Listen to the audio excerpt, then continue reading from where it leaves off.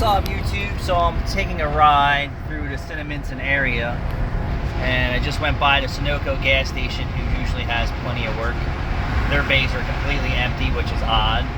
I went by Jiffy Lubers. Their bays were completely empty. What is going on in Cinnaminson? Does anyone not want to get their car fixed? People struggling right now?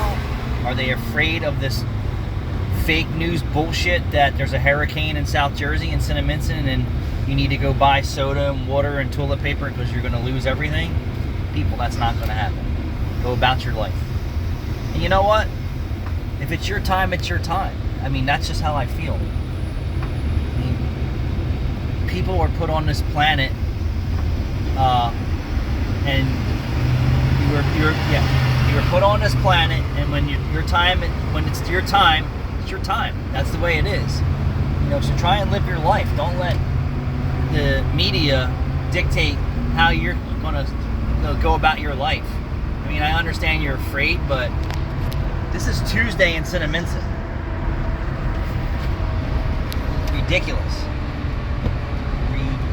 So anyway, Jude was doing a fuel pump job on an older Dodge Carrier, Plymouth Voyager or something like that. And I warned him of the nipple and the hose that passes through the frame rail, that on these older cars, everything is so brittle, so you gotta be careful. So I pre-warned Jude about the plastic nipple, and this is it's a very small one. So I said, make sure you disconnect this hose when you lower the tank down. It will help prevent that from breaking, because that line is on a flexible line. He doesn't listen to my warning. He lowers the tank down and snap, here you go. The problem is that the rollover vent is discontinued. The gas tank from the dealer comes with the rollover vent discontinued. And what do you think you're going to get in the junkyard that's 20 plus years old? So then I attempted to put my wizardness on repairing the little Johnnies. Repairing the plastic nipple, not realizing that when I slid the metal brake line tube in there, I did a video on it, that it actually scraped and collected some plastic, even Mongos. 3 cars out of like 10 bays. It's ridiculous. So when I used heat on the 3/16 brake line tube and slid it inside. It must have been just hot enough and scrape enough on its way in that it restricted the flow that goes up to the filler neck. Don't you know that you couldn't put gas and fill the tank up? It would take a gallon or 2 gallons and just stop. So it completely haunted me. If you're going to do this repair, you need to make sure that the hole is open, and that includes the brake line tube too. When you cut it, that you scrape out the knurl that curls on the inside on both sides. So I took it out and I blew through it. I can get some flow, and I'm like, that's not a lot of flow. And I'm like, damn.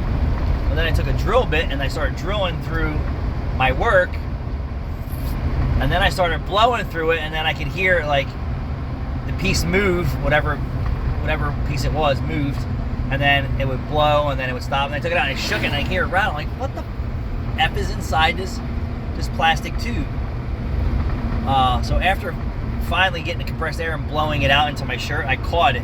It was a little piece of plastic that scraped on its way in and knurled up and restricted that tube, causing restriction in the rollover vent flow, and the tank would not fill. How about that? How about that? So sometimes, you know, my wizardness is good in theory, but then sometimes it needs to be tested, and sometimes it comes tested at the customer's expense. There's not much I could do about that. So the customer's a regular customer, Ron. He lives around the corner. And then, you know, I'm blowing the charcoal canister out. I'm blowing all the lines. I'm like, maybe I have some bugs or some debris or something somewhere that's just causing this. So I was like, all right, the leak detection pump is full oil. Let me replace that. Go to fill it up, still nothing.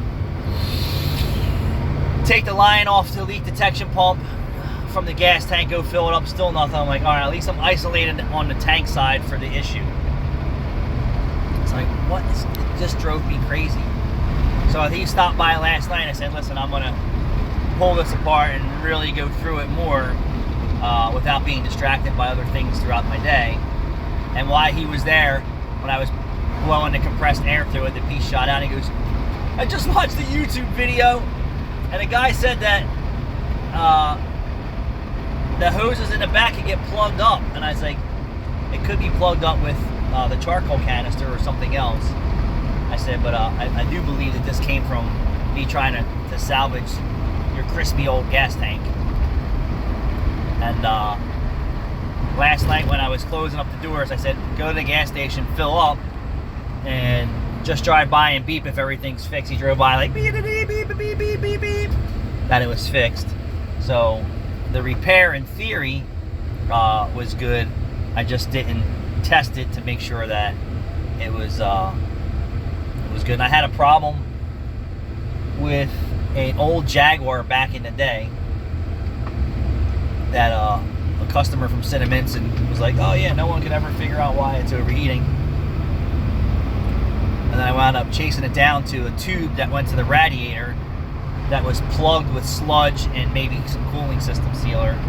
And I cleaned that one tube out, and believe it or not, it stopped overheating. Sometimes it's the very smallest things that are wreaking havoc on your vehicles, and you may or may not even know it.